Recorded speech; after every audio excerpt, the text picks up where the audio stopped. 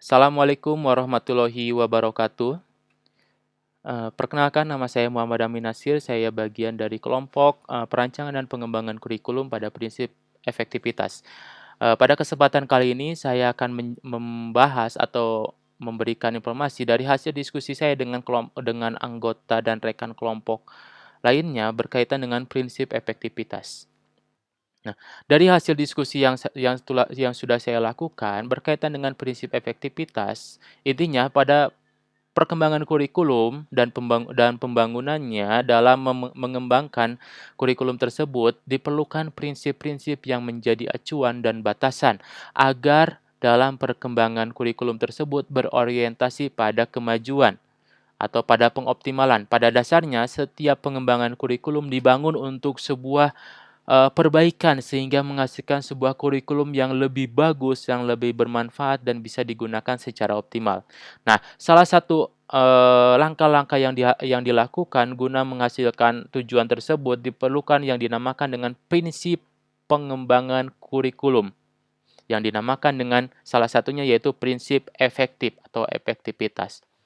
Nah, berkaitan dengan pengertiannya terlebih dahulu, efektivitas merupakan serapan dari bahasa Inggris dari kata efektif yang artinya berhasil dengan baik. Sedangkan menurut Kamus Besar Bahasa Indonesia menjelaskan efektivitas merupakan wujud dari keefektifan atau keberhasilan.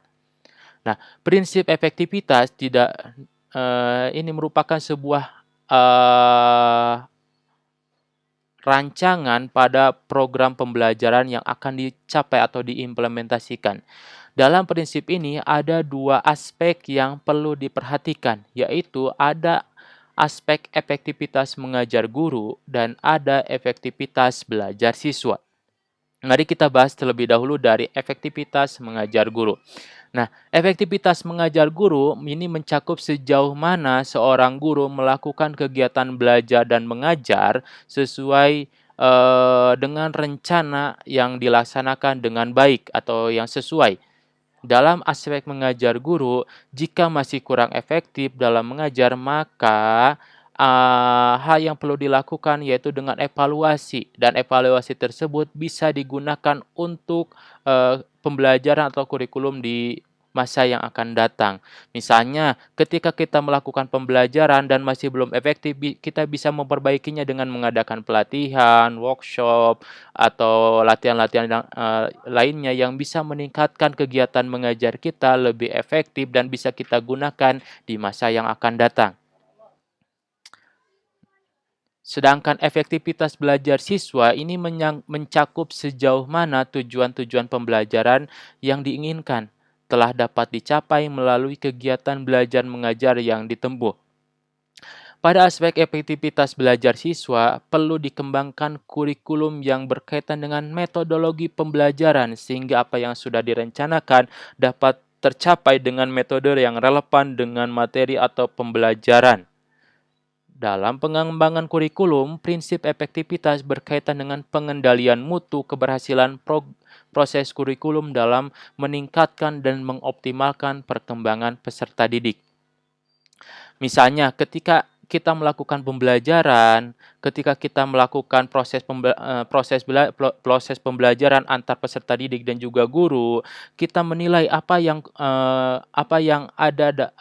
kekurangan ketika kita mengajar, apa kesalahan ataupun hambatan-hambatan dalam pembelajaran, dan itu dievaluasi, dan itu direfleksikan, dan itu dinilai sebagai bentuk pembelajaran atau sebagai bentuk penilaian di masa yang akan datang. Nah, agar lebih optimal, agar lebih baik. Nah, intinya tujuan dari prinsip efektivitas yaitu mengusahakan agar kegiatan pengembangan kurikulum agar kegiatan pembelajaran dapat tercapai tujuannya tanpa ada yang tanpa ada kekurangan, tanpa ada kesalahan, dan bisa meningkatkan kualitas ataupun kuantitas. Efektivitas dalam suatu kegiatan pembelajaran berkenaan dengan sejauh mana pencapaian yang sudah direncanakan dan diinginkan dapat terlaksana dengan baik dan tepat. Nah, itu inti dari prinsip efektivitas, sejauh mana, kegiatan pembelajaran ataupun kurikulum dapat terlaksana dan tercapai secara optimal. Contoh penerapan prinsip efektivitas dalam pembelajaran. Biasanya, contoh-contoh prinsip efektivitas terjadi ketika seorang guru ataupun seorang pengajar melakukan tes formatif ataupun sumatif di akhir pembelajaran. Misalnya, ketika, tes formatif ataupun sumatif dilakukan, guru bisa mengetahui, ketercapaian pembelajaran yang didapatkan ataupun dihasilkan dari seorang peserta didik. Apabila banyak mengalami atau banyak yang belum mencapai tujuan pembelajaran, maka itu, prinsip efektivitas bisa digunakan, di mana prinsip efektivitas, dipakai sebagai evaluasi pembelajaran, evaluasi kegiatan mengajar, dan bisa digunakan untuk penilaian ataupun bisa digunakan sebagai referensi ketika kita mengajar di kemudian hari atau di masa yang akan datang. Sehingga kekurangan-kekurangan tersebut ataupun kesalahan-kesalahan tersebut bisa kita hindari, sehingga membentuk sebuah pembelajaran yang optimal, yang baik tanpa adanya hambatan ataupun kekurangan.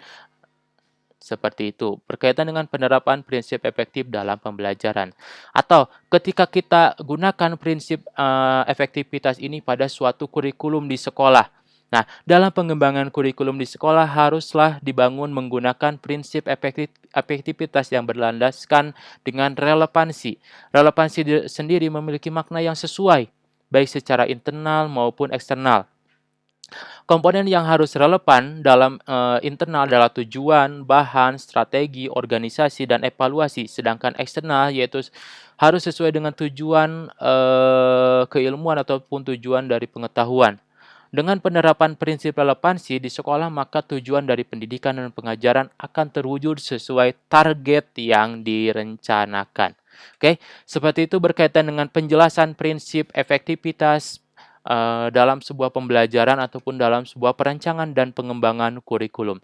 Terima kasih saya ucapkan, mohon maaf apabila ada kesalahan ataupun kekurangan. Wabillahi taufiq wal hidayah. Wassalamualaikum warahmatullahi wabarakatuh.